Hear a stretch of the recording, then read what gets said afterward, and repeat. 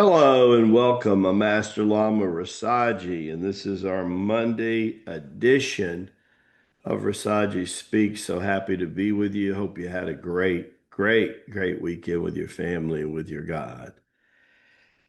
Don't forget, it's not too late to sign up for Master David's music class. That's at 1 o'clock Eastern, 12 Central, 11 Mountain, and 10 o'clock on the Pacific Rim. Wonderful to see you today. We're in our last few days of the early bird special for Boston. So if you've been sitting on the fence, understand between your room and registration, you save about 25%. That's about $400 to $500. It's a big savings. So anyhow, consider that and get her done, as we say in the South. Today's lesson that we'll focus on, we're going back to Judea during the time of the crucifixion of Christ. And we're going to say Centurions, selfless sacrifice for a greater cause. A lot of times people wonder, like, how things were during the Judean time. Well, a centurion was responsible for about 80 different soldiers. So that was a big deal. These guys were all trained warriors. Most of them came from the gladiator arena, and nothing more powerful than, of course, Cornelius, who was massive. I mean, he'd be like a middle linebacker or a defensive end today, if you can imagine in the NFL. But Pilate's wife and Cornelius became very close as friends. No, they weren't romantically inclined. Maybe in another time or stay they could be, but she became an earlier follower of Jesus. And she began to give discourse to him because Caesar did not trust Pilate at all and had Cornelius watching his back all the time. What people don't know, there were five centurions. So think about it, five times eight, right? You see what I'm saying? So five centurions there, right? So you're talking about 300 to 40 trained soldiers there. During that same time, the soldiers in Judea under King Herod were about 200. So they could help keep the peace, but they had no comparison or training to the Roman soldiers, which had twice the force. It was considered a pretty strong occupation 2,000 years ago. Today, that would be more like 4,000 to 8,000 soldiers to occupy a major city like Jerusalem, right? But that was considered back then a big deal. 400 plus soldiers. So the head centurion, the other three or four that ran 60, 80 soldiers answered to him.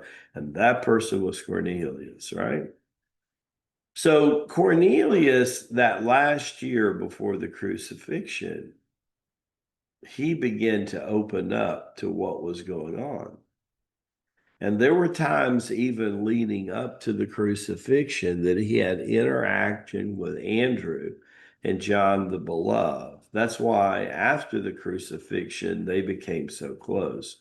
They had developed a friendship for over a year because Cornelius's heart was changing, and it was changing rapidly. So he would ward off certain soldiers that knew when the apostles and the disciples and Christ, even at times, were in certain places. In his mind, he was a warrior to the key. But he also had the warrior's code. The warrior's code was, if you were a real warrior, serve and defend those who can't defend themselves. He saw the love of Jesus, even at times, sit in on some of the discourses that were going on. And he thought to himself, this guy is no threat to Caesar or to Pilate. What is the issue? Well, of course, the issue was Herod Jr., and the Pharisees in the Sanhedrin, of which there was about 120 to 150 at that time. And they had been used to ruling for some time, hundreds of years already. And they had total influence over the 200 soldiers of King Herod, right? So they had total influence, right? But Cornelius also had diplomatic capability. And what he did is he got along with everybody. That was his job. He wanted to get along.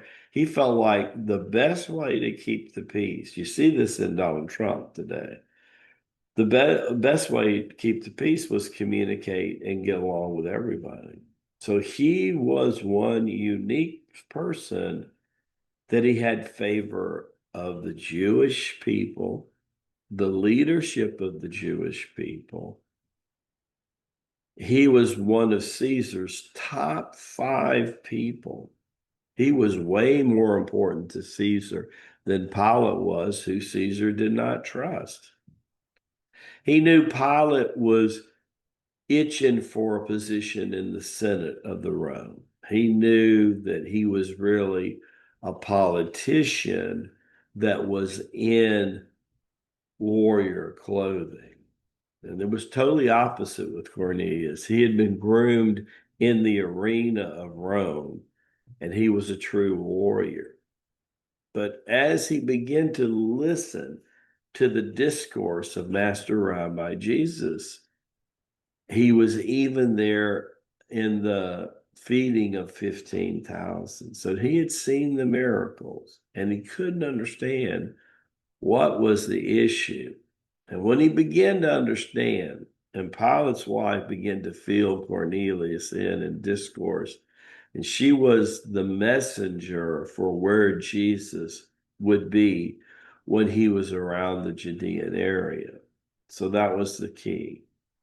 It was not by accident that he was present with his legion that day. In other words, his 80 key soldiers were with him, uh, very. Jonas and Marcus were there, and they took charge with him to make sure it was a peaceful crucifixion outside. In other words, they were scared that the Israelites, or I should say the Sanhedrin, they did not want this thing to be a martyr kind of situation.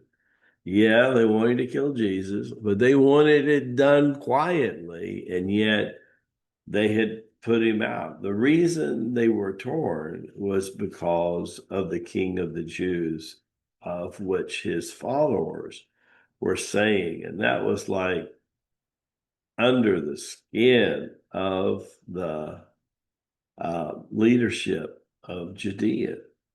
So anyhow, when he was there, as he wrapped him in his robe and took him off the cross, that was really kind of the final blow, that Shaktipat that happened with the last dying breath of Jesus. And then him securing the robe for later, within a couple of weeks, Peter and John will come to claim that robe, which today sits in the Darshan Lamasery. That's right. That robe sits across an altar in Darshan. It's about the color of the shirt that Lamaji is wearing now, with the grailed chalice on top of that robe. If you understand the power of the grail chalice. It was the chalice that the apostles and disciples shared and drank out of as as the night before the passion began.